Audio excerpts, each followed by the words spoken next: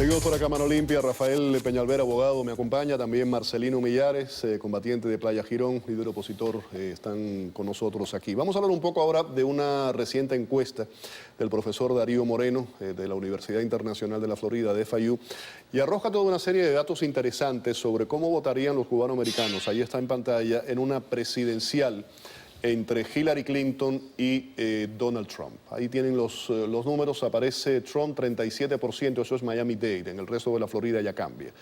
Clinton 31%. Ahora vamos por edades, específicamente en cuanto a los demográficos.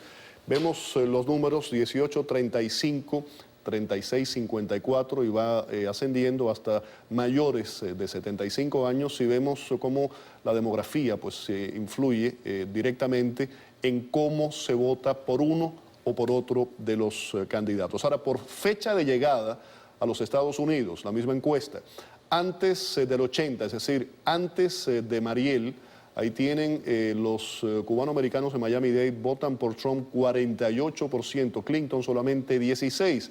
Después del 92, que es después de la crisis de los balseros, cambian los números por completo. Ahí tienen Clinton 47%, Trump con un 27%. ¿Una reacción rápida a esos números que estamos viendo? Yo creo que el voto cubano se lo va a llevar a aquel candidato que ofrezca una verdadera democracia para el pueblo cubano en Cuba. Aquí quien se va a beneficiar en el tema electoral, espero yo, sea el pueblo cubano de Cuba, que lo que está buscando no son inversiones para unos pocos, sino una democracia y derechos humanos para ese pueblo.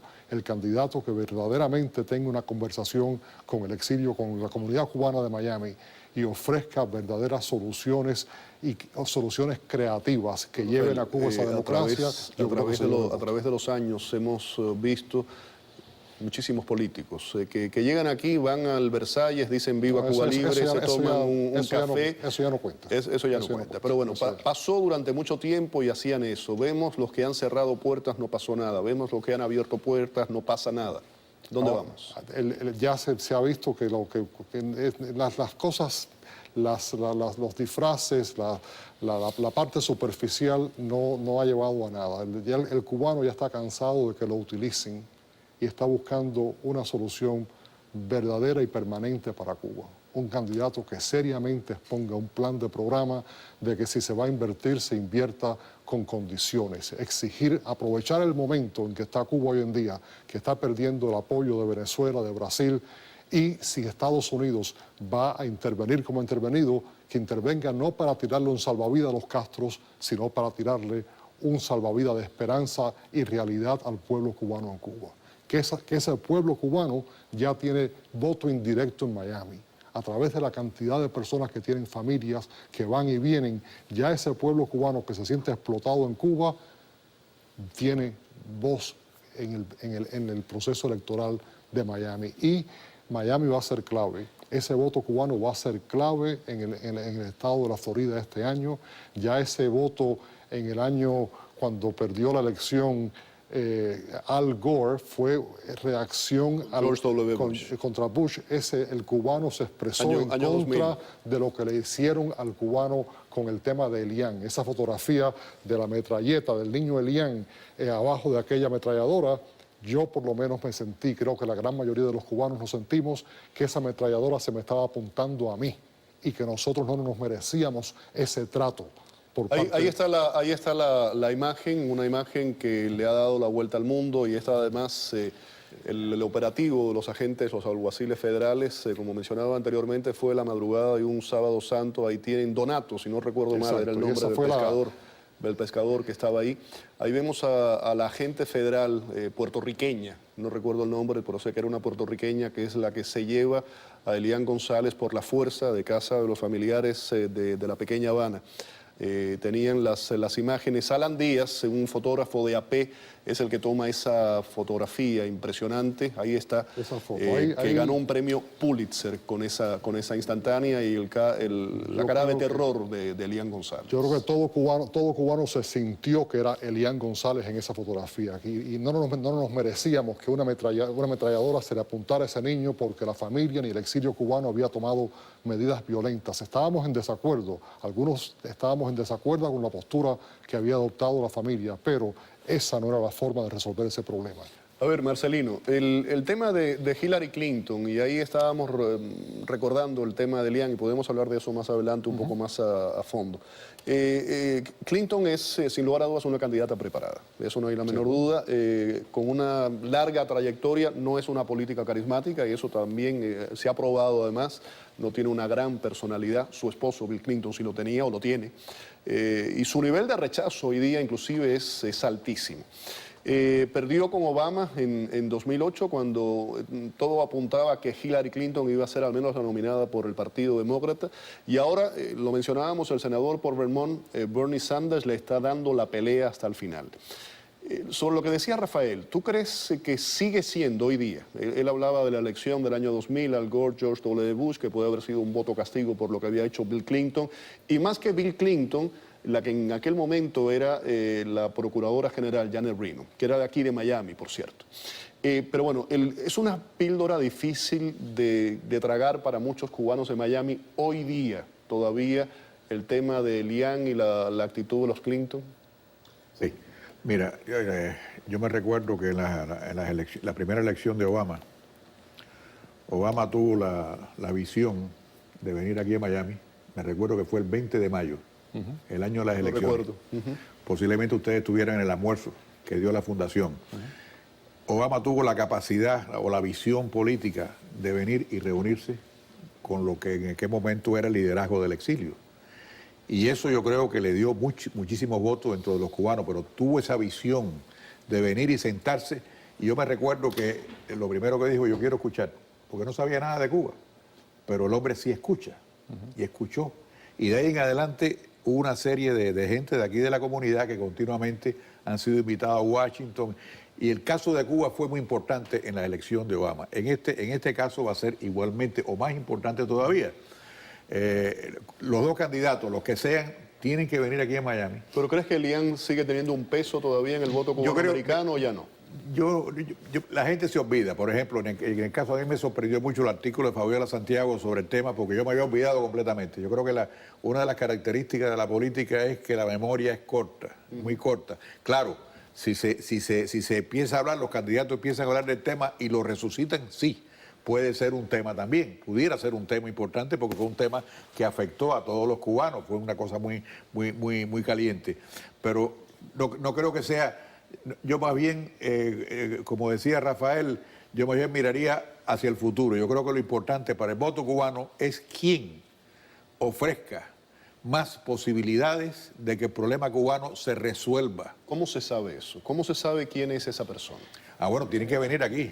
Yo creo que vendrán aquí, igual que vino. Pero Marcelino, los políticos vienen, hablan bien, venden sus ideas, y eso es un buen político, vender una imagen, una idea, y después se olvidan. No, más que vender, fíjate, precisamente por eso te dije lo de Obama. Lo de Obama es la primera vez que yo recuerde de que el candidato presidencial no solamente habla, sino que se reúne en privado con líderes de la comunidad para escuchar e intercambiar, y de ahí en adelante siguió, en el caso de Obama, una serie de gente que han ido continuamente, han estado continuamente yendo a Washington. Yo no soy uno de ellos, o sea, estoy libre de culpa en ese sentido, pero sí he observado, porque son amigos míos, o sea, que han ido y que han, sí, por ejemplo, ese famoso discurso de Obama en La Habana, Sí. que a mi juicio es un gran discurso, Fue un buen que discurso, digo. sin duda. Ese discurso en La Habana tiene un input, yo te diría, tiene un 90% de input de líderes de aquí de la comunidad, cubanos de la comunidad que nosotros conocemos, pero que muy calladamente han influido las opiniones. Yo estoy de acuerdo contigo. Y eso es había un Marcelino, mensaje subliminal en ese discurso de alguien que había colaborado o había escrito partes del discurso, que conocía muy bien el tema cubano, cosa que no puede conocer Barack Obama. Igual que hay el rechazo a la parte económica a nivel nacional aquí, a la influencia del dinero, etcétera, yo creo que se rechaza el hecho de que la apertura con Cuba sea solamente una apertura económica para unos pocos de aquí que van a hacer negocio con unos pocos Yo siempre de allá. digo, Rafael, que Cuba, Eso, y lo digo con dolor esto, se ha convertido en un parque temático. Sí, pero y se ha convertido en un parque temático donde van las estrellas, los autos antiguos, vemos ahora las imágenes de la película que están rodando. Pero el que se ha quedado fuera de todo esto es el pueblo cubano, tanto de allá como de acá. Y eso es lo que el candidato que ofrezca una salida inteligente y cómo llevar esta apertura, no a nivel económico, sino a nivel político y a nivel de derechos humanos para el pueblo cubano, y que el exilio cubano pueda participar en llevarle esa libertad a sus hermanos en Cuba. Ese es el candidato que va a ganar el voto cubano. Volviendo al tema de Clinton, ya para pasar esto, en la era de Clinton, Bill Clinton, estoy hablando, bueno, fue el derribo de las avenidas de Hermanos al Rescate, se firmó la ley Helms-Burton, él no la iba a firmar, se vio obligado a firmar la ley Helms-Burton a raíz del derribo de las avenidas. De hecho, familiares de los pilotos derribados estuvieron presentes el día que se firmó en la oficina oval la ley Helms-Burton. Tuvo lugar en esa época de Bill Clinton el éxodo masivo de balseros, se implementaron los campamentos en la base naval de Guantánamo. Todos, o 99.9% de esos balseros ingresaron finalmente aquí a los Estados Unidos. Se acordó la política pies secos o pies mojados en medio de ese periodo. He citado algunas cosas con Bill Clinton. ¿Crees que la relación Clinton-exilio cubano-americano no ha sido buena? Y cité algunos temas. Fue una relación que todo eso cayó al lado con la fotografía esa de Elian. Yo creo que esa fotografía fue desastrosa para los demócratas en aquella elección. Pero sobre todo para la imagen de Janet Reno. Y de Janet Reno. Janet Reno fue... que era la procuradora general y una mujer de aquí, correcto, de Miami. Correcto, pero esa es una ahí mujer está, ahí está Janet Reno que en mi opinión fue simplemente un instrumento de la administración para políticas mucho más. Rafael, alguien que tú conociste muy bien. Tú conoces muy bien a Janet Reno. No te quiero poner en un compromiso de decir nada que no debas decir. Yo lo he dicho. Tú has tenido conversaciones con Janet Reno después de aquello. Después de aquello, el día que ella dejó, el 20 de enero del momento en que George W. Bush asumió la presidencia, ella me llamó y me dijo: yo quisiera reunirme contigo.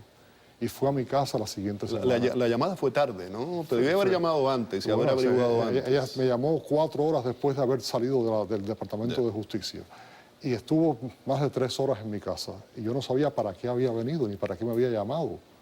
Sí, teníamos una relación personal, pero nunca a ese nivel.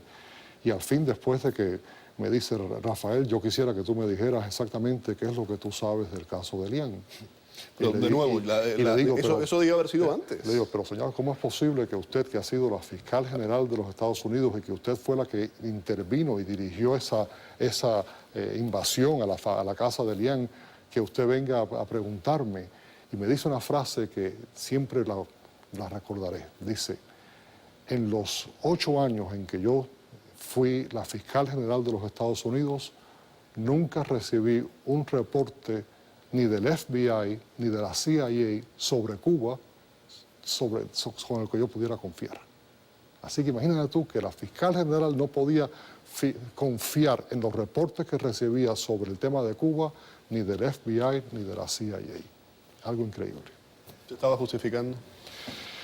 Estaba justificándose. Yo la hablé y le dije: mire, para mí fue inaceptable la forma en que aquello se condujo. El exilio cubano no se merecía esa respuesta militar a un tema que podíamos estar en desacuerdo, pero la mayoría de las personas estaban actuando de buena fe, esa familia estaba actuando de buena fe. Usted podía haber mandado allí una enfermera para que recibiera a aquel niño basado en una orden judicial, pero lo que no se podía y nunca podría aceptar es que usted mandó allí a los militares con ametralladoras a sacar a ese niño de la casa. Y se lo dije. Y cuando usted le apuntó esa ametralladora a Elian, me la estaba apuntando a mí. ¿Qué te dijo? Que esa no era su intención, que ella había estado esperando hasta el último momento una negociación con ciertas personas que estaban en aquella casa, que ella estaba esperando en Washington una respuesta, que ella estaba aguantando el proceso y que esa respuesta nunca vino. Y que después se enteró que aquellas personas que ella estaba esperando habían salido a comer y estaban viendo un cine, una cosa que ella le echó la culpa a las personas con quien ella estaba negociando. Y me dijo que nunca había sido su intención que se desarrollara en aquella forma. También recuérdate que en ese momento ya empezaba a aspirar para gobernador de la Florida, así que Tienes que balancearlo todo. Vamos a la pausa. Regreso contigo, Marcelino, para saber tu opinión, tu punto de vista con relación a ese tema. Y también vamos a poner números ahí en pantalla de una reciente encuesta. Esa no es del profesor Darío Moreno, sino de Bendixen y Asociados, que tiene que ver con la visión de los cubanoamericanos con relación al deshielo en Cuba. Vamos a ofrecerles los números y quiero saber lo que ustedes piensan de la misma. Volvemos.